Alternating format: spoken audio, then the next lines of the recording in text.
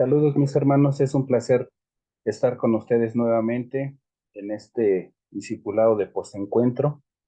Quiero agradecer al apóstol Moisés Castillo y a su esposa Jessica Coronado, que nos permiten el privilegio de poder compartir esto con ustedes.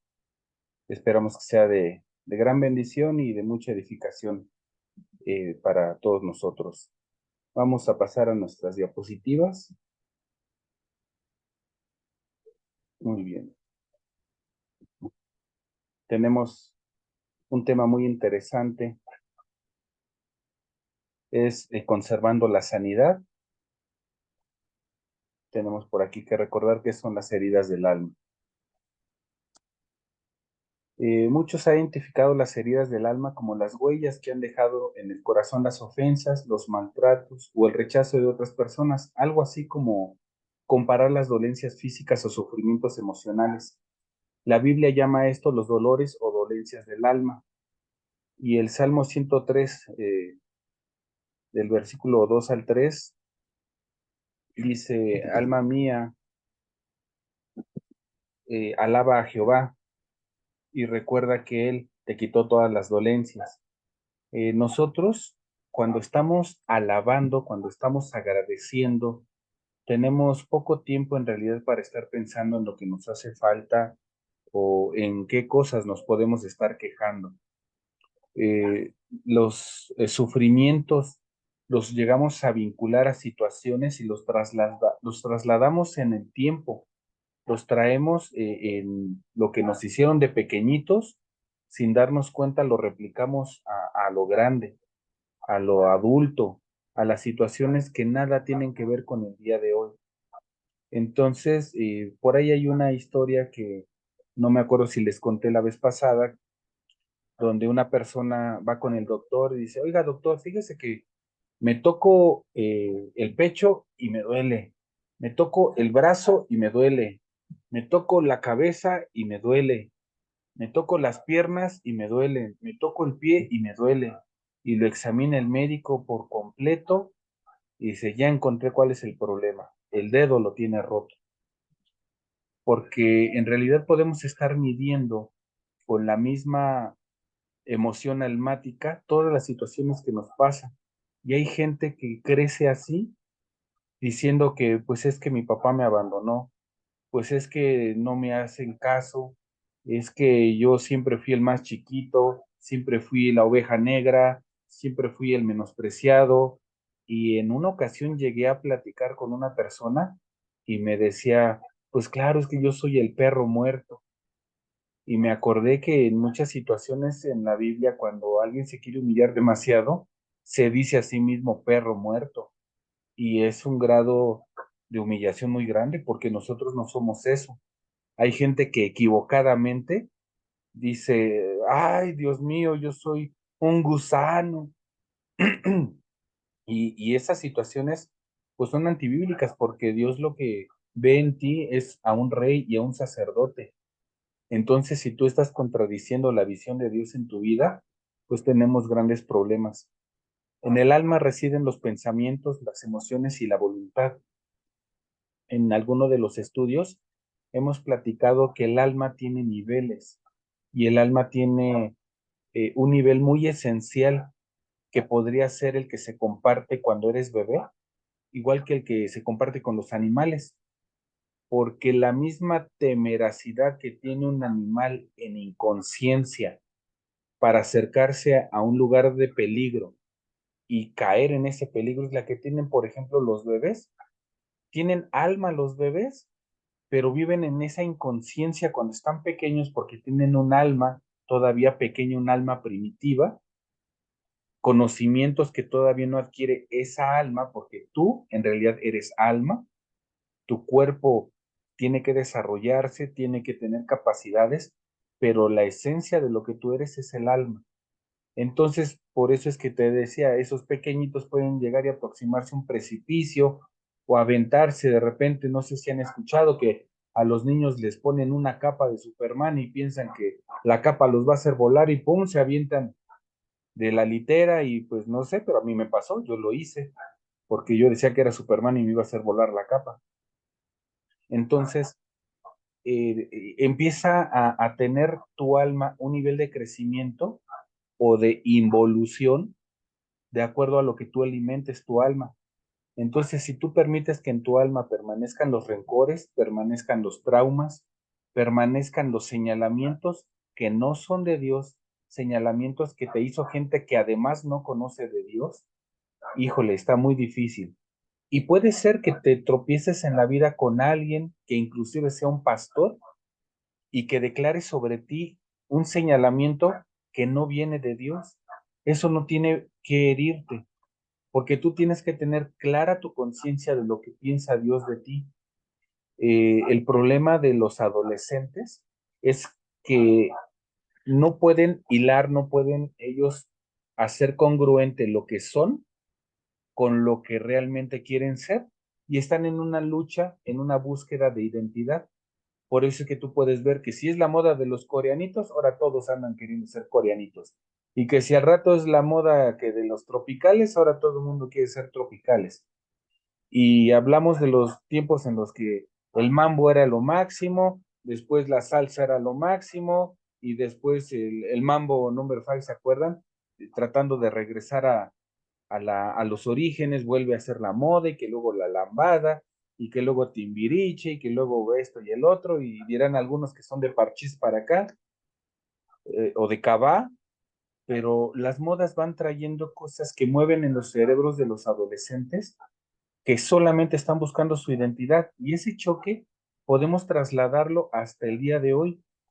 Yo me sorprendo que veo en el transporte público a personas que se ven francamente de 60 o 70 años, ya con el cuero muy arrugado y todavía como noviecitos quinceañeros, tomándose de la mano y besándose en el metro, que no está mal, si fueran un matrimonio de 50 años, pero desgraciadamente son la conquista de la semana y que no se quitaron de su mente esa mentalidad de galanes o de las damas, la Coca-Cola del desierto, y siguen arrastrando patrones de conducta en esa herida que no les permite solidificar una relación y siguen creyendo que todavía pueden y todavía las pueden. Y todo esto lo hacen en base a una alma que no evolucionó, un alma que no creció. Y entonces esa alma que se llenó de errores, se llenó de rencores, se llenó de heridas, la trasladan. Y es muy importante que cuidemos lo que pensamos, porque la distancia del pecado tienen de aquí de la cabeza al corazón, nada más lo que baja un pensamiento a tu corazón para transmitirlo en una acción. Todo lo que piensas puedes estarlo acariciando, acariciando, y lo he dicho en algunas ocasiones, el filósofo alemán Friedrich Nietzsche, en uno de sus libros decía que el pecado deja de ser pecado una vez que lo cometes. Cuando lo cometes, terminas con él y así es como se va a acabar con el pecado. Entonces, pues yo quiero ver a este filósofo enfrente de un pederasta que tiene antojo de un niño y pues que entonces ofende a un niño, a ver si verdaderamente con cumplir esa satisfacción se acaba.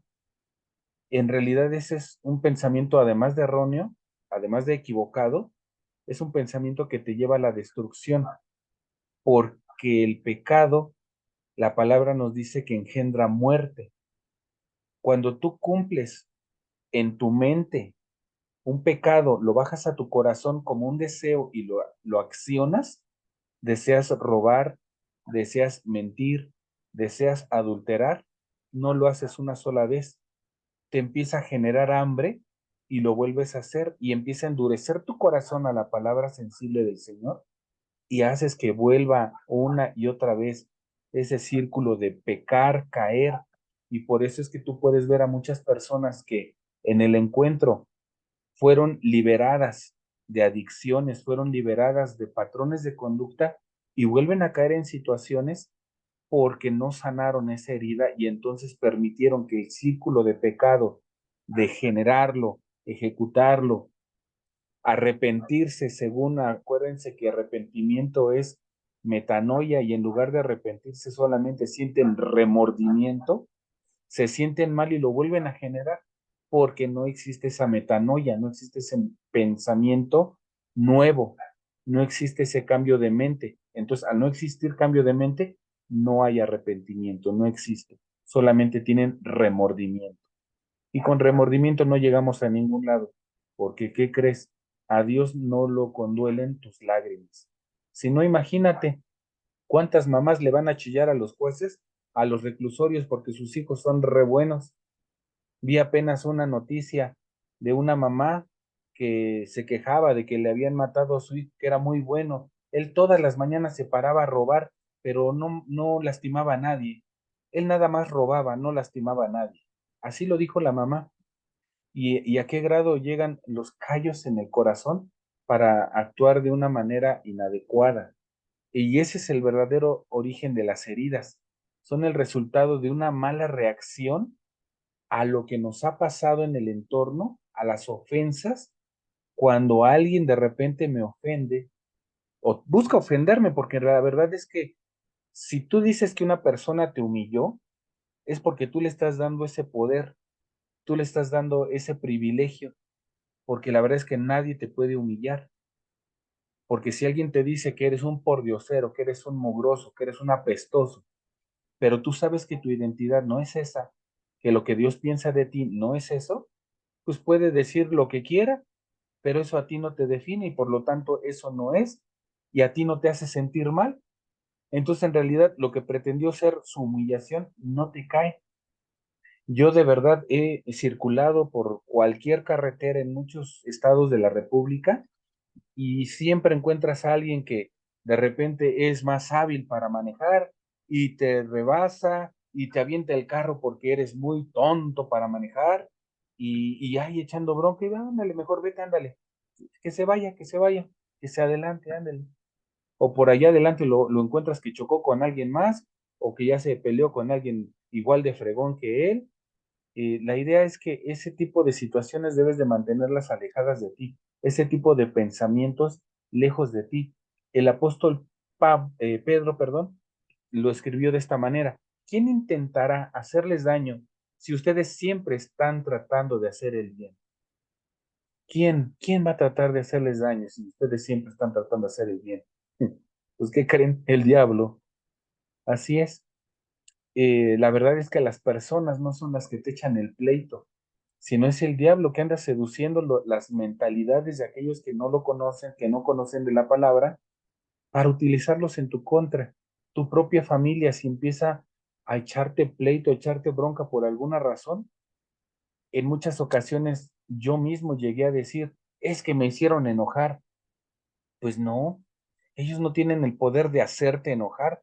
Tú te enojas por tus propias frustraciones, por tu propia soberbia, por tu propio egoísmo, porque normalmente con la familia te enojas cuando las cosas no son como tú dices. Independientemente de cómo tú dices esté correcto o incorrecto, sea bueno o malo, el simple hecho de que las cosas no se den como tú lo planteas, como tú lo esperas, como tú lo solicitas, ese simple hecho ya te hace enojar. Y te hace enojar porque tienes la soberbia de no reconocer que puede haber un camino mejor. Te hace enojar porque tienes el egoísmo de no plantearte los puntos de vista de los demás y pensar que pudieran tener la razón. Entonces te das cuenta que te enojas por tu inmadurez, porque eres un bebé berrinchudo, porque te das cuenta que tu alma no ha crecido y no ha evolucionado. Una persona que se enoja mucho es una persona que tiene una alma verdaderamente en pañales. Sí te puedes enojar, la palabra dice, te puedes enojar, pero no puedes pecar. No te airees, no te ciegues. Puedes molestarte, claro que sí, enoja, pero no te vas a hacer un berrinche por esa razón. Entonces, y más porque te vas a dar cuenta que no es la persona, es lo que induce a la persona, sus propias heridas, su propio mundo, su propia perspectiva. Y es ahí donde tú debes de mantener la sanidad personal, la tuya, y al mantener tu sanidad personal, hablando en el círculo de familia, vas a ayudar a que los demás sanen, porque se van a dar cuenta que tú no te enojas, que tú te tranquilizas, que tú reaccionas de una manera coherente, no confundiendo el estar tranquilo y sereno con ser irónico, con el hecho de que digas que no te enojas y de repente le recalques el error a la persona y hasta te ríes, porque ese sarcasmo también emana de una herida emocional. Insisto, del querer a fuerza tener la razón. Eh, en la palabra hemos visto que se prohíbe que se consulte a los brujos y a los agoreros, y encontramos por ahí la historia del primer rey de Israel, que pues sintió que Dios ya no le hablaba y fue a consultar a una bruja, sabiendo que estaba, él mismo había prohibido eso. Y la bruja lo sabía y la bruja decía que el rey Saúl había mandado asesinar a cualquier bruja que se manifestara, cualquier bruja que lo hiciera.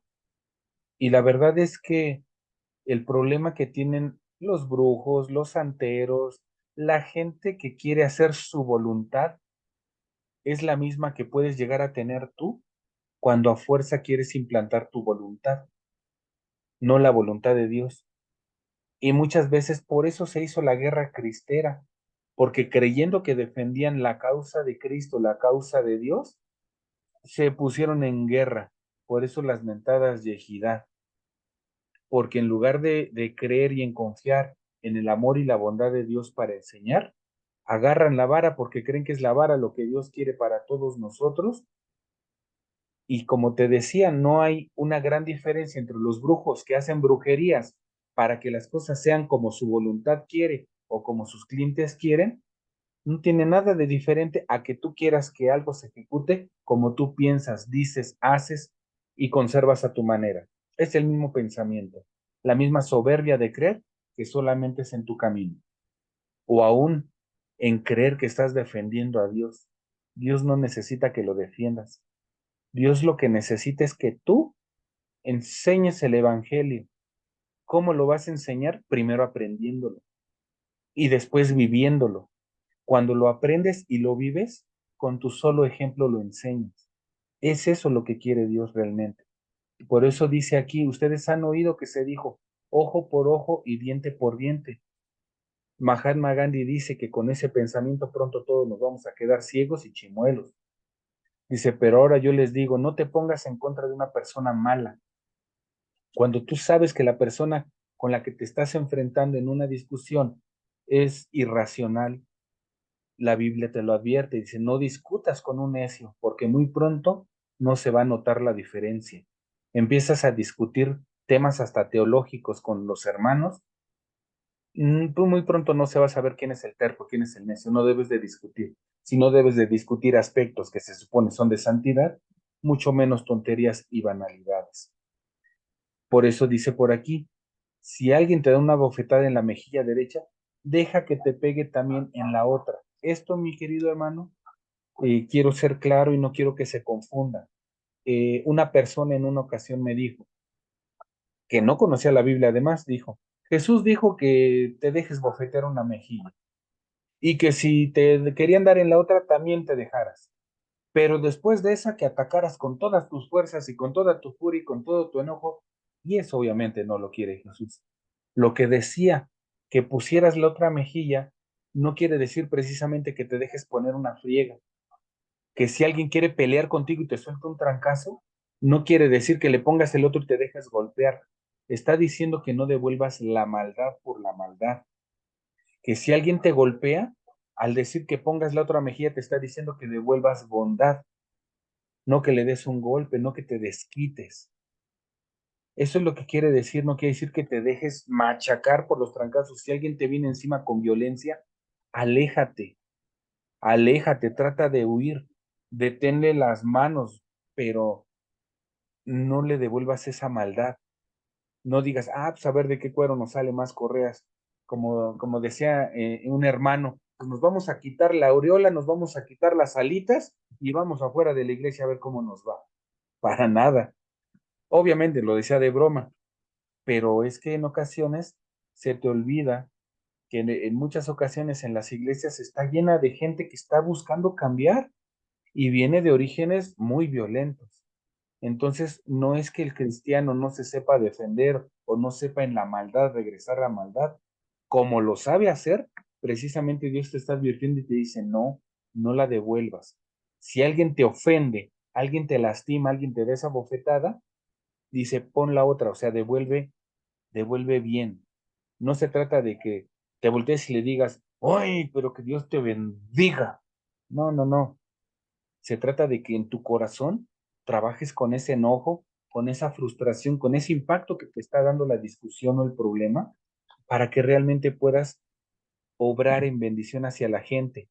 Y te lo digo porque imagínate, esa persona con la que estás teniendo un gran problema, llámese ex, llámese tu jefe, llámense tus hijos, llámese como se llamen, la persona con la que estás teniendo un gran conflicto el día de hoy. Imagínate qué diferente fuera que verdaderamente sea un hijo de Dios, que sea una persona que tiene la presencia del Espíritu Santo. Créeme que ya no habría problema. Y en primer lugar, no habría problema si tú fueras ese canal, porque tú le estarías impregnando de Espíritu Santo a esa persona de conflicto. Acuérdate que Jesús cuando llegó a una isla, se le acercaron unos endemoniados y le dijeron, ¿qué es esto, Jesús, que nos vienes a atormentar antes de tiempo? O sea, los demonios lo reconocían y tenían miedo. Si tú tuvieras una presencia fuerte del Espíritu Santo en ti, créeme que la gente difícilmente te buscaría pleito. Y no sería entonces la gente, como te digo, sino el mismo diablo utilizándolos. Pero con presencia de Espíritu Santo, dice en la palabra, en Santiago 4:7, que resiste al diablo y él va a huir. Si tú mantienes tu santidad, en la palabra dice que si dos, el esposo y la esposa, si uno de los dos no conoce, es terco, no quiere saber de la palabra, dice que se santifica por el que sí cree, se santifica por el que sí ejecuta, por el que sí crea la palabra. ¿Cómo vas a creer a la palabra? Pues dando testimonio de que la estás llevando a la vida. Porque no eres cristiano solamente porque vas a congregarte y vas los domingos y dices aleluya y entre semana cada quien agarra la suya. No, tú eres cristiano porque permites que el Espíritu Santo, que es enviado de Cristo, que es la esencia misma de Dios en ti, transforme tu vida, transforme tu vieja manera de ser. Por eso es que no vas a tener la misma visión. En el punto número 2 es que el que quiera ponerte a pleito y quitarte la túnica, déjale también la capa. Esto tampoco quiero que se malinterprete de que vas a ser un dejado. En la palabra nos dice, tienen ustedes que ser sagaces como la serpiente, tienen que ser muy, muy astutos, pero no actuar como si fueran ellos. Debes de tener la astucia de ver la maldad sin ser malo. Tienes que romper esa idea de que el cristiano es todo inocencia. Ciertamente nos movemos en pureza, en nuestro hablar, en nuestro pensar, pero debemos de estar alertas de saber que el enemigo tiene muchas estrategias y no necesitamos meter la mano en la maldad a cada rato para tomar un curso, ¿no? De cómo, de cómo va actuando el demonio hoy en día. Entonces, pues vamos a meternos en las penumbras para ver qué hay de nuevo. No, no, no. Te estoy diciendo que al actuar en pureza, muchas veces la gente que no conoce nos quiere hasta alburear y está bien que no les entendamos, está bien que no nos haga chiste ninguna broma en doble sentido. Eso está bien. Cuando dice aquí, cuando alguien quiere pelear acusándonos o criticándonos o murmurando, y cuando alguien quiere abusar de nuestros derechos, nosotros no vamos a devolverle maldiciones, como te digo, y ponernos simplemente inflexibles, porque en muchas ocasiones, fíjate que hablando de ingeniería, no siempre lo rígido es lo más resistente. Y lo podemos ver, por ejemplo, en los edificios muy altos. Los edificios muy altos no son un bastión totalmente recto. Se han dado cuenta los ingenieros que ante fuertes vientos y ante fuertes temblores, si el edificio tiene la capacidad de moverse también, entra en flexibilidad y no se derrumba. Entonces, En el momento en el que tú estás en una situación de pleito, en una situación de peligro y tienes la capacidad de ser flexible, de subir tu nivel de alerta, de subir tu nivel de agresividad, pero no de agresividad para devolver la agresividad, sino para que sepas en qué momento alejarte, en qué momento ser firme y decir, aquí mis derechos se cumplen, porque los derechos por lo que estoy yo hablando son en legalidad, son en tranquilidad, son reales. Por eso es que muchos abogados que son cristianos les cuesta un poco de trabajo aterrizar porque tienen que estar lidiando con muchas situaciones de corrupción, muchas situaciones delicadas, pero cuando maduran en la palabra se dan cuenta que defienden lo bueno, que defienden la legalidad y que por lo tanto son respaldados por un Dios. Entonces, asimismo, dice la palabra que tú tienes abogado. Acuérdate, cuando sientes que la batalla la estás perdiendo por el enojo, que estás perdiendo la batalla porque te estás dejando llevar por la herida emocional, o sientes que alguien se está dejando llevar por la herida emocional y no te entiende, no te escucha, recuerda que tienes abogado, que es el Espíritu Santo. Y el Espíritu Santo habla palabras correctas por ti.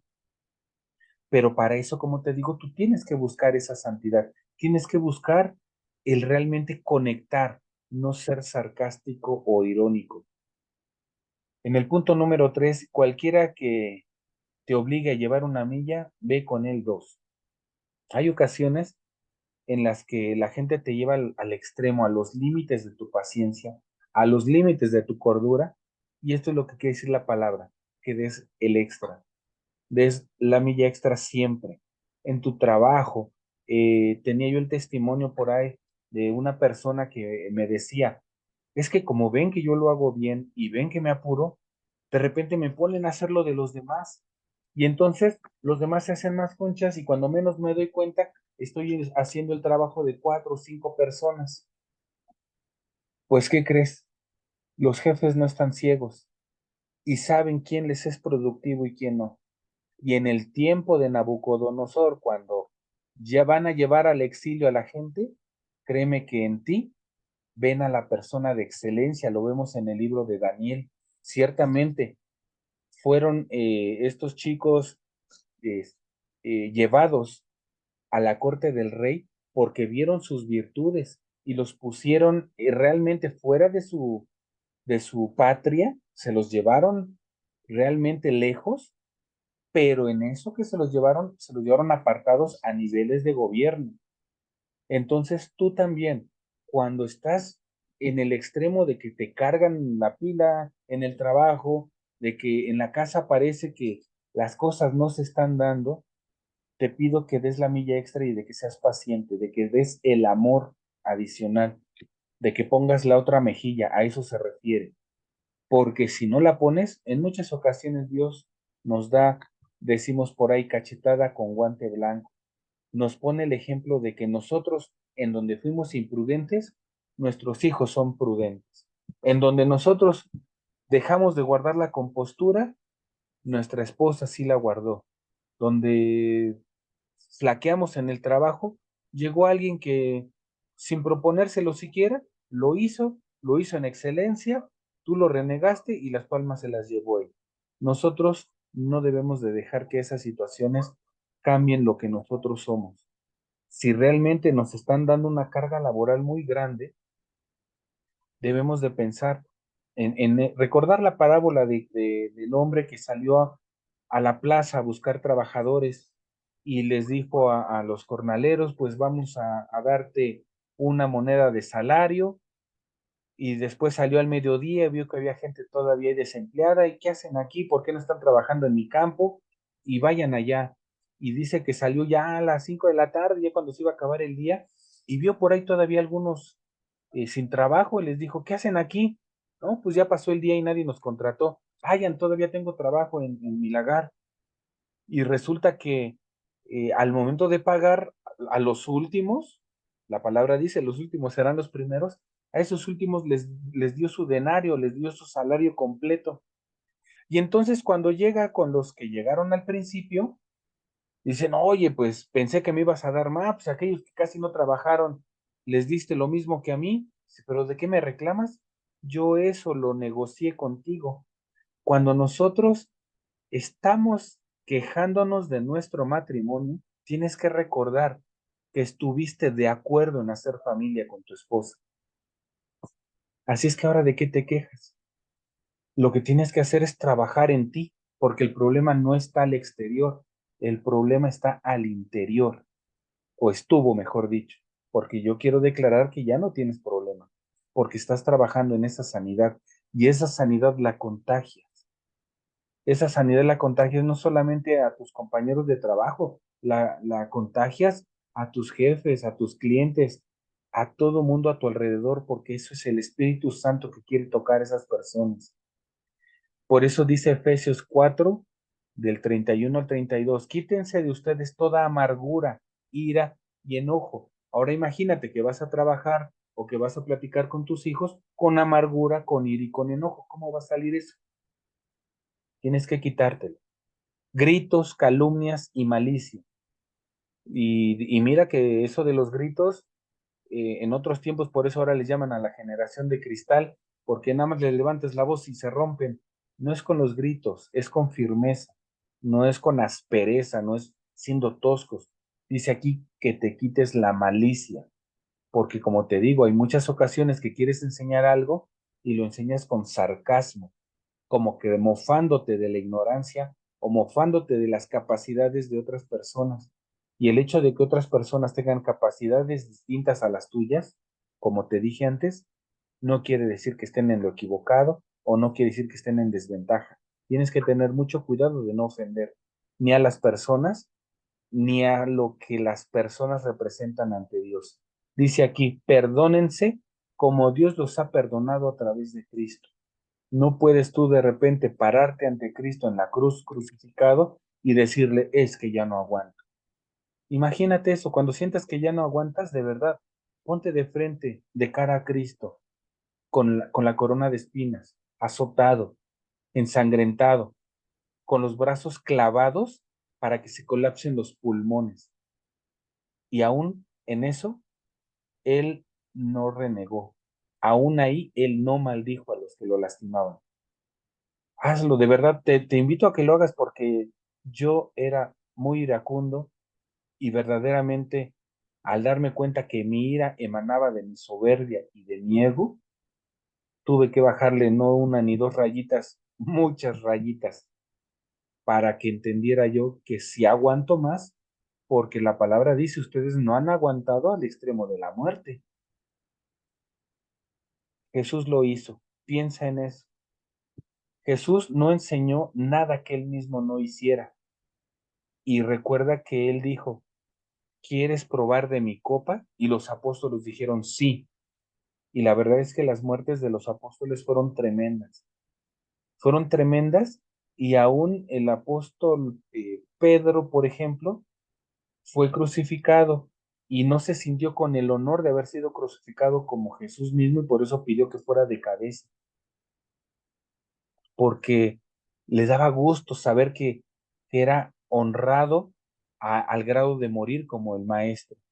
Si tú lees en el libro de los Hechos, te vas a dar cuenta que también Pablo y Silas, por ejemplo, estando encarcelados, fueron azotados y cuando los liberaron se sintieron pero muy contentos de haber sido tomados como que la honra de ser lastimados por hacer las cosas que Jesús había mandado hacer, que era perdonar, amar, dar el evangelio. Entonces, cuando la bronca esté en su centro contigo, siéntete contento porque quiere decir que le estás incomodando tanto al diablo con tu manera de ser que la bendición está ahí al pie, que la bendición está a la vuelta de la esquina. Por eso jamás, jamás debes de dañar ni ofender ni devolver mal por mal. Yo te voy a invitar a que nos acompañes a nuestro siguiente tema, que es confía en la libertad que Cristo ganó por ti. Es algo que realmente, digo, muy, muy padre, algo que el Padre tiene para nosotros, algo maravilloso. Nos dio libertad y la libertad la vamos a ejercer en total sanidad. Hoy yo quiero declarar en tu vida que la sanidad que recibiste en ese encuentro, la sanidad de tu alma, ha sido total y que nada vuelve a herirte de esa misma manera.